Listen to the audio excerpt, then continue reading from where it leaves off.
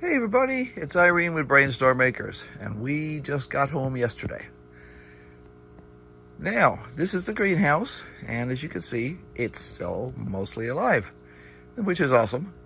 Our hydroponic tomatoes have been doing really well, and we have an entire shelf of tomatoes that were stashed for us in the freezer.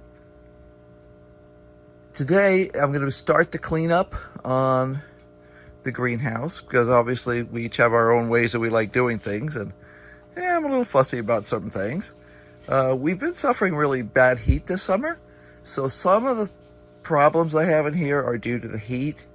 For a while there, the tomatoes were dropping blossoms because it was just too hot. But I wasn't worried about that because I knew they'd come back, and I could see that the hydroponic tomatoes are just totally full of new blossoms. So those will be kicking in again, and we'll have another wave of good tomatoes.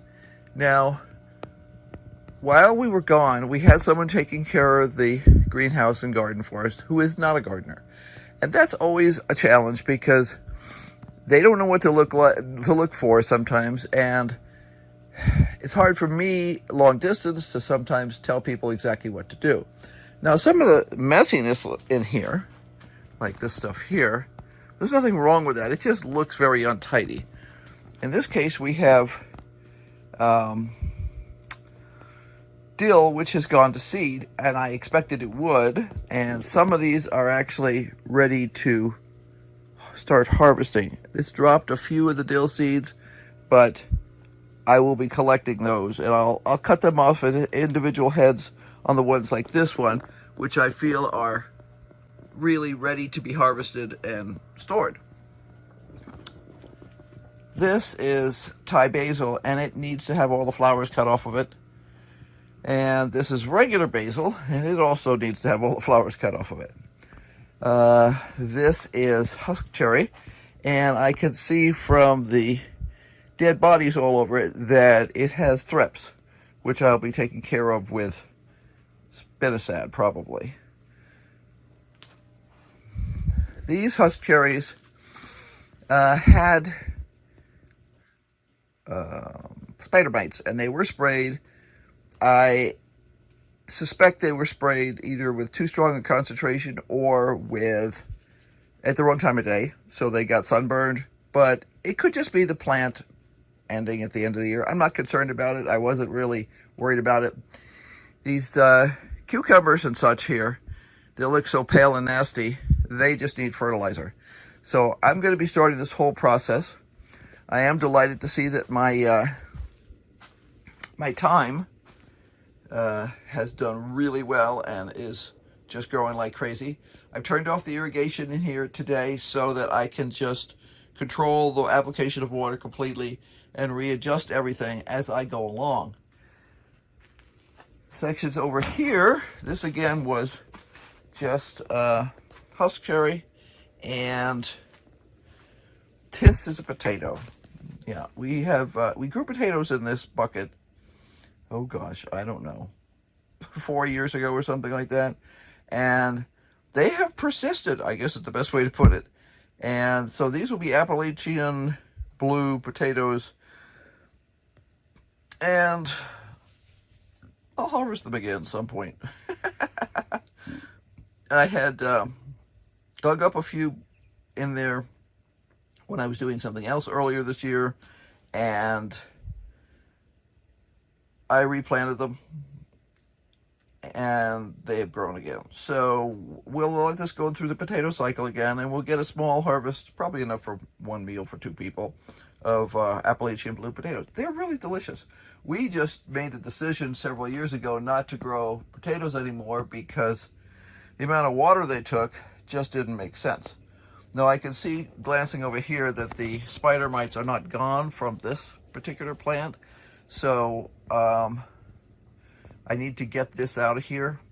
And one of my first jobs today is going to be to cut out the dead stuff here and to fertilize. So I'm going to get started on that process. The fertilizer is no magic. It is simply 20-20-20 put into a powder put into a, oh, yes, my brain just fell out, watering can, and mixed around a little bit. Probably I'll give it a little bit of extra boost from the Micro Boost, which is just, this is all Haas Tool stuff. It's a very ratty looking package at this point. 20 with the Micro Boost. That makes a nice liquid, completely dissolved fertilizer, and I will give everybody in here some of that. And except the hydroponics, they have their own fertilizer built in. And that's going to make everybody really a lot happier very quickly. That'll cover any mineral needs they have, and it'll also make up for the lack of other things they have going on. So I'm just going to get started on that, and I'll pop in a little bit again. You really don't need to watch me do too much of this. I may pop in occasionally to talk about what I've done, but that's about it. I am looking forward to the next crop of husk cherries. They will be, once they're under control in terms of bugs. I can see they're already starting to produce a few. But like the tomatoes, because they're in the same family, they have to not love the amount of heat we've had this summer. It has eased up a little, and I need to check my forecast for the next few weeks because I need to decide when I'm going to start planting again. I can see that some of the nasturtiums in here did really well.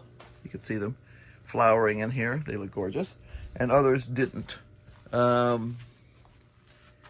then nothing else in this pot did really great either. So we look at a bit of watering issue. There could be just fertilizer issues. I don't know. I'm not going to worry about it. I just decided I couldn't worry about that this year. I also have lettuce back here, which has gone to seed. I thought I left instructions for that, but I guess I didn't leave clear enough instructions. And again, I've been doing this for years. I know what the stuff looks like. I recognize that when a plant starts to go to seed, you just rip it out or cut it off or something. And somebody who's not a gardener sometimes just doesn't know that. So I'm just going to tidy this place up, and it's going to be magically much nicer really quickly.